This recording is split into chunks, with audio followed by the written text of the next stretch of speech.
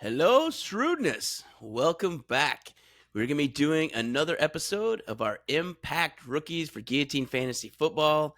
This week, we are rolling into the NFC East, the East Division. So last week, we got you through the NFC North, talked you through all those. Thank you very much for checking that out and giving it some likes and comments. We appreciate those. Use those as we keep moving on through the show. We're going to be going through as we get through the rest of the team. So we got 3 divisions left. But once we get through those, we're going to go through our quarterback, running back, wideout rankings, tight end rankings to get you totally set up for your draft probably the next month or so. So we're going to be doing our draft, at least one of them, the weekend of the 23rd. And that's kind of the wheelhouse. So that August time period after the first couple preseason games, get all those weird injuries out of the way. And then we'll kind of have we'll have stuff before then, but that's when most of the drafts are going to happen. We'll have you all set and ready to go. But without further ado, let's jump right in. So Chisholm, tell us who Dallas Cowboys got for impact rookies that may help people in Guillotine Fantasy Football this season. Yes, that is a good question, Dex. You know, they say stars at night are big and bright, deep in the heart of Texas. There it is. And let's see if there's going to be any stars. You know, Dallas Cowboy fans, I live down here, have now for the last 13, 14 years. They're kind of a miserable lot. They're a miserable lot. Ever since the 90s, where they thought, you know, everything was sunshine, rainbows, and unicorns forever. We're never losing again. This is awesome. They got hit with the stark reality that is parity. And in the NFL, they have been unable to capture the magic, so they're trying.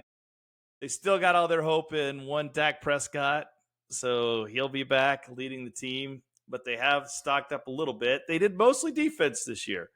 Actually, a lot of the NFC East went defense this year, which is interesting. It did. So a lot less impact players. We are going to talk to you about the ones that we do think will be impact. The Cowboys drafted a couple linemen, the first of which they took first round overall, number 12. Tyler Booker. And Tyler Booker is a really interesting guy because if you look at his measurables, and I'm going to pull up some video for us to look at here, but if you look at Tyler Booker's measurables, he looks like he should be. I think he played for the NFL minor leagues, didn't he? He did at Alabama. He played for the NFL minor leagues, Alabama. He's a small lad, 6'5", 321. The thing that I love is everything that I read about this kid, every publication mentioned the size of his hands. 11-inch hands. Like massive hands. That's ridiculous. Wow. A dollar bill is exactly 6 inches long. So think about almost $2 bills. $2 bills. That's the size of this dude's hands. So he has ham hocks. He's really good at flag football, too. Right. Scoop! Man. Absolutely. Put his hands up. So I'm going to share a little bit here. We'll pull this up. Just briefly. So we're going to look a little bit up of what Tyler has to offer. How big he is. So look at him here on the left. He's huge. He's just a massive human being. Now, you're seeing him pass block here. This is actually his hands, though. Part of his game is the pass block. They say he's a little stiff in the pass block, but he's a mauler when they run. You see here how he runs. Center right there? He was at center. He played some center. Wow. He played some left guard. He played some right guard.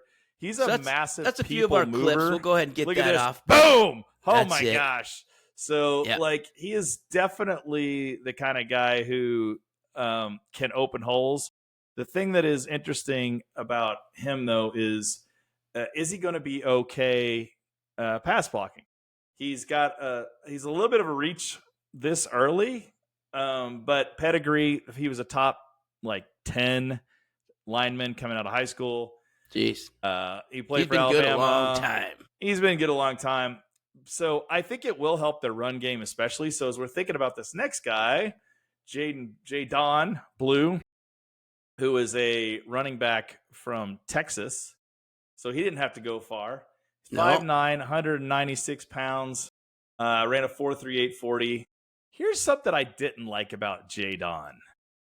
Jadon sat out his senior year of high school to weird. prepare for college football, which so I don't know not about going you to, guys, but is that like, not going to school? Is that the preparation? Like, I don't go to That's school what I- anymore. I just play football. yeah, like I don't know. He didn't play his senior year. Like, That which is I super can't weird. imagine. Like, that seems like the best time in the world to play your I'm senior sure your year. in Texas high high school school coach was pumped about that. You're like, Yeah. you're doing what? My best Right? player is just going to watch everybody? Nah, I'm not going to play. So I don't know if I here- like that. So he was I like don't like. Gene Hackman from Hoosiers. My team was on the floor. Yes, That's my team's right. on the floor. What All about 4 of them. Jadon? No, not he's him. not playing. So I don't out. like that. I don't like that No, because that's really weird. it says something about like the me factor, Yeah. and it's about me and not my team. And like nothing could have stopped me from playing sports No. my senior year in high school. There's no way. Like No. that's the best time. Like, I played So- wiffle ball with a broken ankle. I mean, let's go. Totally. I'm There's not no way I'm skipping a freaking real season.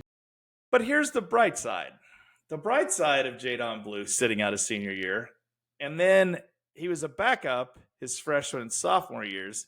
So the dude doesn't have any wear and tear.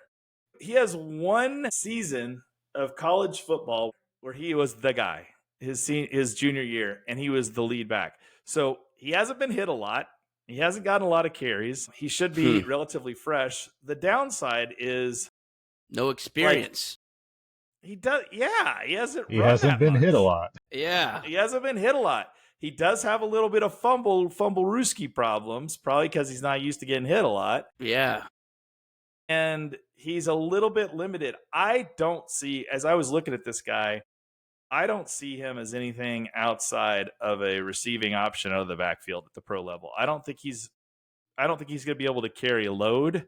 I think he's a good matchup problem for a linebacker on a third down back. He's quick, but I can't see this guy being a huge fantasy relevant player in your draft. So if you're a Cowboys fan out there and you're like, Jadon Blue, he's from Texas, I'm drafting this guy, I would pump the brakes a bit.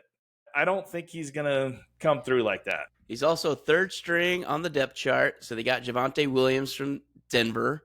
And then they also have Miles Sanders, who's slotted in the 2 spot, which makes sense for right now. So Jadon Blue's already at 3. And there's probably not going to be a lot of opportunities because he's probably just going to sit out his first year to watch how it works in NFL. Just he make wants sure to prepare for the he wants to second just year. do a lot of film study, make sure he's all good so he can get his contract.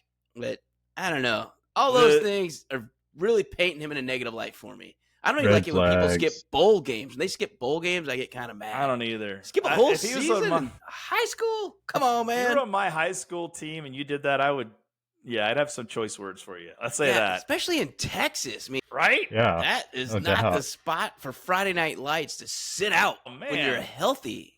If you're a good football player in Texas, you can pave your own way with a decent senior season. That's right? it. So, you got thousands out of there people and there every showcase. Friday night. I mean, come on, dude. So I don't like that about him. I actually like the guy they got in the 7th round more than him. He's not higher than him on the depth chart right now, but he's a running back from Clemson, Phil Maffa. I saw this guy play a couple times in college. He's just a banger, dude. This dude is just battering ram. Like, get the ball, run right behind my guard, and just I'm going to run into somebody and knock him over. That's how he runs. He's good at following the blocks. He's totally a short yardage guy. He's a touchdown stealer. So one thing that I could see about him is, depending on how he's used, watching the preseason. Well, there's no tush push anymore. You actually need a big guy now. You need a dude who can actually run in. So I would watch this guy in the preseason, see if they use him on the goal line, because he could be a dude that could get you some serious fantasy points from that standpoint. If he doesn't perform in the preseason, he might not make the team. So watch that preseason. But if he's a good short yardage, I can get you 1 or 2 on 3rd and 1 or on the goal line.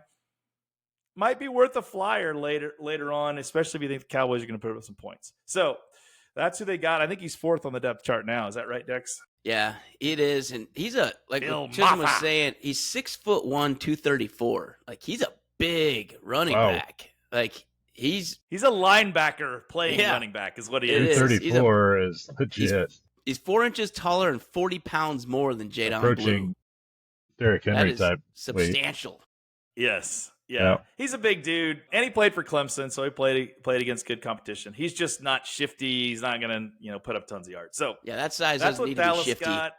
No, you need to be right behind. His left shoulder needs to be right on Tyler Booker's right butt cheek is what it needs to be. And then right into the end zone. That's what those two need to be doing. Yep. Yeah. But it's going to be a really interesting year in Texas. This is, I think, a make or break year for Dak. We'll talk about that in future episodes. But that's what Dallas got. Let's look at Philly now. If we look at Philly, the reigning world champs, it really hurts me to say that. Oh, it's not fun. Is there anything to be excited about in Philly for this draft? Well, the defense. The defense got more defense, and it's a pretty good defense. It was already good. And how many picks did they make on offense this draft, Dex? So, skill position players. Crickets. There's 3 offensive linemen they took, I believe. It might be 2. I can't remember. It's either 2 or 3. 3. Yeah. There's 3. And then they Center took and 2 tackles, I think. That's okay, right. They're trying to replenish the line.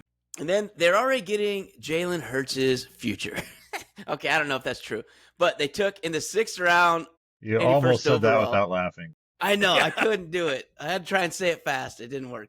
So quarterback Kyle McCord out of Syracuse, who you may remember from Ohio State because he only played 1 year at Syracuse. But this guy, I don't know. It'll be fun to watch in the preseason because it's only going to be him in the preseason. But he led the FBS in passing yards last year with 4,779. Yeah, that's the right number. Yeah, not 3,779, which is still a lot. 4,779 yards, 34 touchdowns to 12 interceptions. He set the ACC single season record in one season at Syracuse. So I don't know. He's got that going for him. He can definitely throw the ball. And then Pruitt, what did you say for the wideouts on Syracuse? He averaged, before you leave, he averaged 367 yards a game at Syracuse. That's a ton. That is a ton. Over 13 games. I think the stat I saw was they had 4 players with more than 60 catches. Yeah, that is just throwing the ball, too. So he's finding the open guy. So yeah. I don't know. They could do worse than a guy who set a conference record for passing. I mean, that doesn't sound like a bad thing. And they don't need him. I mean, Jalen Hurts is going to be there first. And why not? It sounds like he's a lottery pick, and there's nothing wrong with that. They have him currently 4th on the depth chart, which is kind of interesting. But have you heard of these next 2? Really? So it's Jalen Hurts. Who's he behind? This one you'll know. Tanner McKee. Who? Never heard of that name. It's like it's made up. And then 3rd, I have heard of him. So this is the guy that Cleveland had forever as 3rd, Dorian Thompson-Robinson. Yeah. DTR. That's him. And then Kyle McCord's listed as 4th, but God, is it that hard to beat out those 2 guys to get a backup to Jalen? I can see Kyle McCord being 2nd in that for sure. I've seen enough of DTR. I don't need to see any more. Yeah, it all looks Tanner not McKee, good. I think his brother Trevor was way better. So I don't know that he's got that steep of a hill to climb to get that backup job. Yeah, I mean, I guess Tanner McKee, I'm looking him up just so I don't look too foolish, but Tanner McKee is 6'6" quarterback out of Stanford. He's smart. And there we go. He's smart and he's tall. And he's tall. And he's 25 years old. So, hey, you got that going for him. Yeah. He was on the extended plan. Can he run a grinder in Coach Doss's shop class? Because Trevor McKee could not. So that's what we got. So the Philly, I think we're done with them. Kyle McCord, I don't think he's going to be an impact rookie, but just wanted to tell you they did draft one offensive skill position player. He's just your 4th-string quarterback at the moment. So we'll see. We'll see what happens. He could be a project. Although I will say, in general, they've got a few decent options on for Gio and Philly on the offense. So they probably didn't need to replenish too much. Yes, and we'll get into all that stuff when we do our position players. They could have just skipped the draft this year, and they would have been fine. They probably yeah, it probably would have been. But now their defense is better, which is not good for Chiefs fans or the NFC East. But whatever. That's what we got for Philly.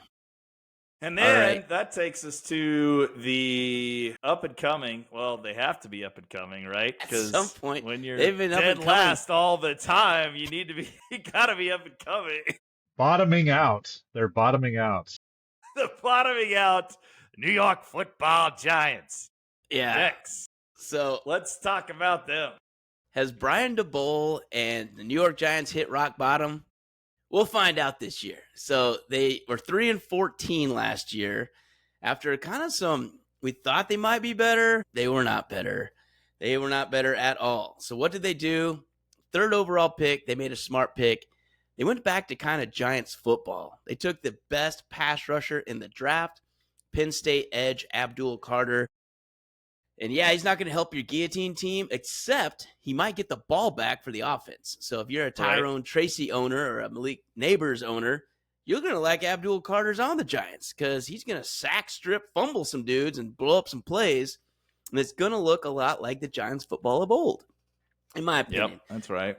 I noticed he was ranked as the overall number 1 player in the draft. Yeah. He didn't get selected number 1, but he is the guy, right? So. Yeah, yes. I mean, Cam Ward, it was a need pick, but if they didn't need a quarterback, Tennessee, I don't know how they would have passed on him. I mean, really. Travis Hunter's also awesome, but they needed a cornerback and a wideout. Yeah. They needed both those positions, so they took a 2-for-1 guy. And Heisman, he's pretty darn good. But Abdul Carter, he was not going past the 3rd pick at all. So he could have gone first. He went 3rd. So the Giants, who passed on Micah Parsons a couple drafts ago, saw this guy and that was dumb. Yeah, might as well not do that again. So Abdul Carter, again, he's not going to be impact, but for typical standard Geo leagues, Abdul Carter is just going to get the offense back on the field quicker. But just want to mention him quick. That was our 3rd pick overall. So late in the 1st round, they traded back with Houston, or traded up with Houston to take the 25th pick to take quarterback Jackson Dart out of Ole Miss. Now, it sounds really cool until you realize he's not going to play this year. So if Dynasty League sounds good for Gio this year, nope. He's not going to be on your draft board at all. So he is behind Russell Wilson and Jameis Winston. But, man, I think he could be really good. Next year, when we're talking quarterback rankings and both 1-year contracts of Russell Wilson and Jameis Winston have expired, then we'll be talking. But essentially, they drafted a red shirt rookie, Jackson Dart out of Ole Miss. And last year, I was going to say, this is kind of old school NFL, right? They used to draft the quarterback, and everybody knew he wasn't going to play his rookie year. And honestly, that's how, not to bring it back to the Chiefs, because we like to bring it back to the Chiefs, but that's how Patrick Mahomes did his first year. And Alex it worked Smith out pretty darn well. Look at Tom Brady. He sat, Drew Bledsoe. The thing of it is, there's definitely a case for this being the way to do it. Aaron Rodgers behind Brett Favre. In addition, you see how many of these guys are getting drafted early and then flaming out now because they're starting their rookie years and they can't figure it out. So I actually think, to your point, Dex, Jackson Dart may be in the best scenario. I agree. Of the rookie quarterbacks, because nobody wants to see him play his rookie year. Like, nobody's going to want to see this guy play this rookie year. They want, they're going to want to see Russell Wilson. Then and Jameis. They're going to give him, and then give me a W Jameis. And this is a perfect scenario for him. Yeah. I like him in a dynasty league. I do too. But he's a 6'2", 225. Again, out of the SEC, the NFL minor leagues, 4,279 yards. I was 3rd, 29 touchdowns to 6 picks, nearly 70% completion rate. He's athletic. He can run the RPO. He can throw a good deep ball. Malik Neighbors was very happy to see him get drafted. It just won't be this year. But I did want to mention him. But that is kind of their second first-round pick. First one's defense. Second one's a quarterback. It's going to be 3rd on the depth chart.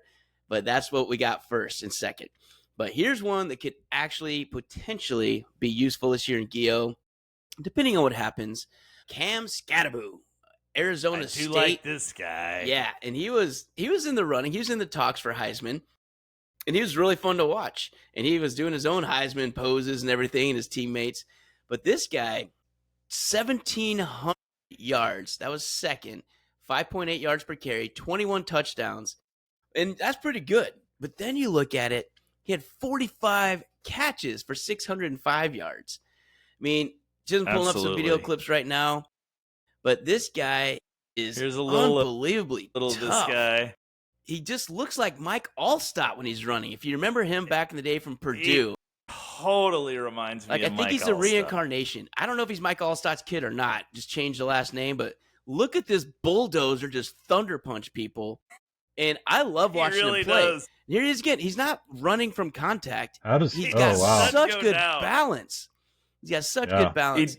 But that's kind of these last couple of clips are the ones that's what we need to show. Here. Boom. Boom. He's just knocking people out. Contact does not bother him. He's really good, and he can take over a game, at least in college. And yeah, do I think he's going to look like that in the NFL? No, I don't. But I do think he can play every down. I think he's useful every down. And again, he looks like Mike Allstott from Tampa Bay back in the day. You know what he is, Dex? He's a Mike Allstott / you guys remember Peyton Hillis? Yeah, absolutely. It reminds me a lot of Peyton Hillis too, like the way those dudes ran, just like right into the contact. You know, the knock on him, and it's why he ended up at Arizona State, is they were like, he doesn't have blazing speed. You know, he doesn't have breakaway speed, and he doesn't. But, you know, like at the end of the day, I always say, like, how often do you see breakaway running back, you know, like, hardly NFL? ever doesn't happen that often. A hole that big and a breakdown that you just have to call the perfect play at the perfect time for these breakaways. Most of the time, are you going to be mad when Cam Skattebo gives you a 30-yard run? Oh, no. You'd be pretty pumped. That's right. Even so he was a 4th round pick. Like yeah.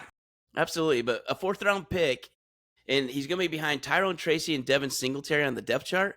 But as far as being opportunities, I think he's got a very good chance of getting opportunities in that backfield. I mean, it might take an injury. Tyrone Tracy and who? Devin Singletary? I mean, these are two guys that have never been able to hold a starting job for a reason. I feel like both of these guys are susceptible. I mean, Tyrone Tracy's still young. He was pretty good last year. Once he became your starter, if he's an RB1 or 2 for you, you're like, oh, what's he doing up there? Yeah. Then you're feeling a little nervous, but he's a great flex. And I think, again, barring if there's an injury Devin or something, Singletary doesn't scare me. Devin Singletary is just a guy. Yeah, that's exactly right. So he's really behind Tyrone Tracy for kind of volume, in my opinion. Yeah. But if he gets that's one injury away, man. Yeah, it's an ankle tweak away from being pretty useful in Gio. So just keep an eye on him. See how he does in the preseason, summer camp. But this is, I mean, Thunder and Lightning from back in the day, Allstott and Dunn. And if you want to go, Jacobs and who is their fast guy? Tiki Barber, right? Well, yeah. It's Barber Jacobs. And who? I can't remember the Giants' backfield, but was it Barber? Barber and Dane. That's who it was. Tiki Barber and Ron Dane. Barber and Dane. That's who it was. So we'll see if Tracy and Skattebo can be that. But that's what we got from the New York Giants. So that brings us last to the Washington, not Redskins, but Commanders. And Pruitt to talk us through Washington Commanders. Absolutely. The Commanders had a hell of a run last year. What'd they get to replenish the talent this year? Washington, like a lot of teams this year, went kind of defensive and offensive line and whatever. Didn't really mix in a lot of skill position players. Their first pick overall was number 29. Due to their success, they had to go at the end or toward the end of the first round. For them. Yeah, the Commanders are like, why we got to wait so long to draft? I like picking in the top 5. Do we miss our turn, guys? What's going on?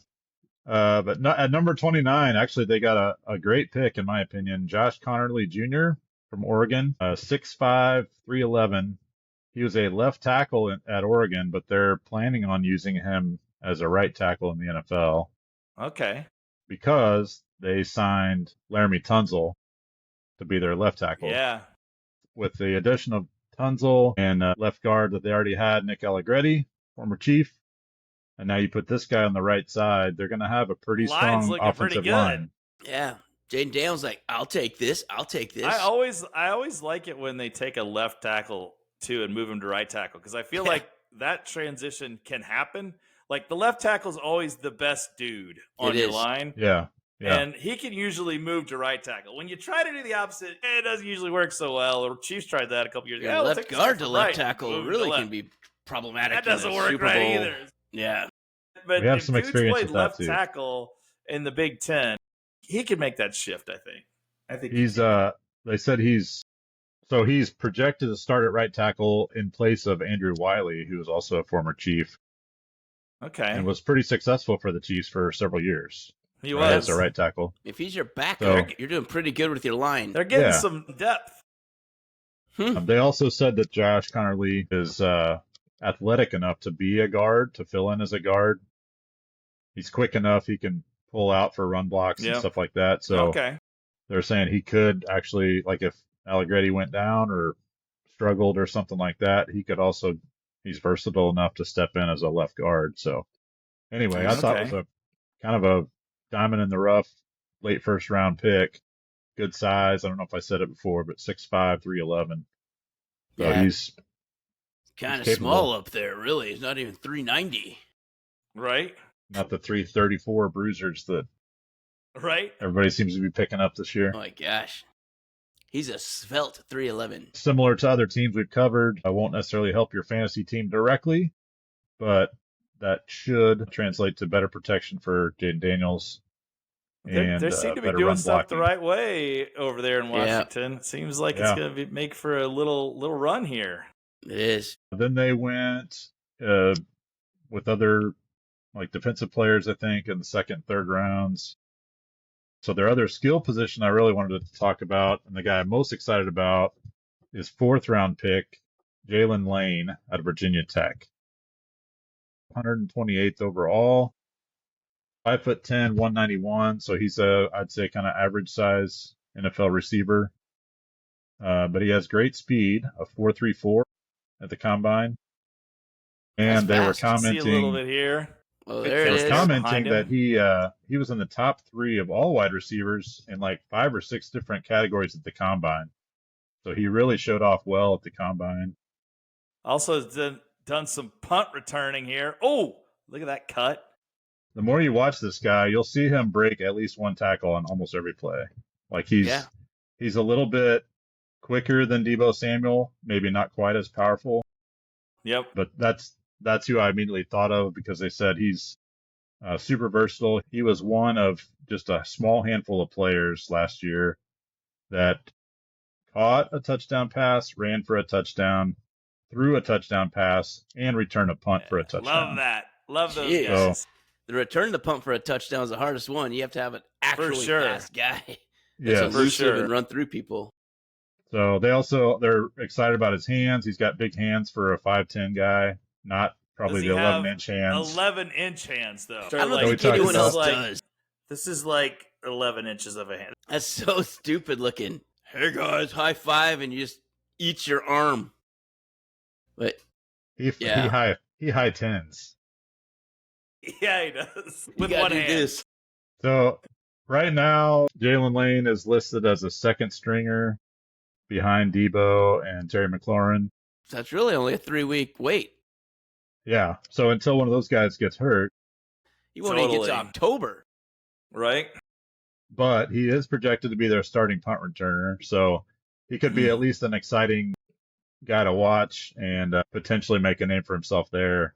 Yeah. Yep. And he'd be kind of a fan favorite, I think, if he were to step into a starting role on the receiver. A lot of those guys who start as punt returners, if they do well, they seem to find a way to get them snaps at the receiver Yes. spot. Absolutely. Those are really the whiteout screens. You get those plays Yeah. where those guys So can the run through other- people. The other thing I noticed, if you watch those clips of him again out there on YouTube, is every third one was an option or a reverse or some sort of misdirection play where they can get this guy out in space. Yep. But he's fast, but he's also super quick. So he's not nearly as quick as Tyreek, but he's got some Tyreek type. He's a poor guess, man, Tyreek. Yeah. Yeah, so probably a better comparison is McCole Hardman with better hands, I would say. Yeah. Well, that's not hard to do. I think I have better hands than McCole Hardman. I mean, A lot of gadget plays, get him out in space and let him just go one-on-one in open space because he's very quick, and you can see from his punt returns and so forth, he's comfortable in space with the ball. I mean, he makes things happen. It's kind of interesting that he's on the same team as Deebo because Yeah. you could see him learning from Yes. Deebo since they're similar. You could also see him backing him up, taking some of his routes when he does get hurt because he will get hurt. Absolutely, because it seems like that's the type of player they're trying to get in the organization. I mean, they went out and got Debo and then Jalen Lane to draft. So they're definitely trying to send a message with who they're getting. Scary Terry's leading the pack for your wideout group. He's awesome. Brian Robinson Jr. is kind of a banger at the running back position. Jaden Daniels is a kind of a take-no-crap quarterback. They're definitely getting an identity. I kind of like the pick a lot. So I think, again, how useful he's going to be this year in Gio is going to be probably injury-dependent. And just see how many touches he gets and how healthy Debo is. That has not been a track record lately. Right. If you're a Debo fan, I wouldn't put all my chips in on that one this season. The only other guy I'll mention is just briefly 7th rounder Ja'Cory Krosky-Merritt out of Arizona. Currently not even listed on the depth chart as a running back. It only goes to 4. So I'm not sure he'll even make the team. I'm not really sure why they even drafted this guy, to be brutally honest. Yeah, I was wondering that too. He didn't even get invited to the combine, and they drafted him. Yeah, he played one game his senior year, and then got ruled ineligible. He's Jadon Blue in it.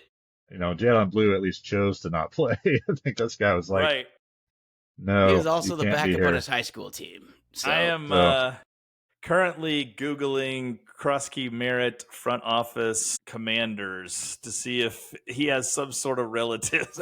Yeah. Is there a Krosky or a Merritt there? Let's see. This is a favor. He was like number 245 overall in the draft, so it's no big loss if they can't find a spot for him. But anyway, they got to see kind of something there. Pitch. Yeah. Because it's one of those deals where, like, you get him that late, you probably could have signed him in the free agent market. They probably thought somebody was going to sign him ahead of him, so it was worth throwing a. You wouldn't think they're breaking down the doors for him, but you never know. There was not much out there on him. He didn't overly impress anybody. And like I said, just when you don't play, it's hard. Yeah, it does. Yeah. Let's get the film up on Ja'Cory here real quick. Wait, there is none. It was like, he seriously played in one game, and he had like one touchdown, I think. So how good was he in that game? Did he score like 5 touchdowns and 600 yards or something like that? No. And we can't get his mom's phone to get the highlights, so we would show those to you on the Shrewdness, but we just don't have them. The camera was shaking because his mom was so. 106 yards and a touchdown, Prue, and his 13 carries, 106 yards and a touchdown against some no-name. New Mexico against New Mexico. The Lobos. Ineligible it must have been a. I don't know if it was like academics or like a. Yeah, who knows? JUCO wouldn't take him. So whatever. Anyway, stay away from Mr. Krosky-Merritt, but I would strongly consider a late pick on Jalen Lane as a potential replacement for Debo if and when he goes down. Yeah, absolutely. Especially if your league rewards punt return touchdowns or anything like that, you get bonus stats. Yeah, that's cool. A lot of Geo leagues don't, but some do. So check your rules, check your particular league's scoring system, and see if that would help you out. If so, why not? If you can get some extra punt returns in for you. Yeah. Well, gents, I think that's going to wrap it up for our NFC East Impact rookie previews. So we've gone through Dallas, Philly, New York, and Washington. So we got those all set up for you. If you have comments on what these guys, if there's anybody we missed, let us know in the comments in this episode. So continue listening, liking, following, subscribing, do all that fun stuff. Next week, we're going to be talking the NFC South. So we're going to be heading down to New Orleans, Tampa, Carolina, Atlanta, and we'll tell you who they got to help out their teams for Impact Rookies. But until then, listen, follow, like, subscribe, check out all our socials, but most importantly, stay shrewd.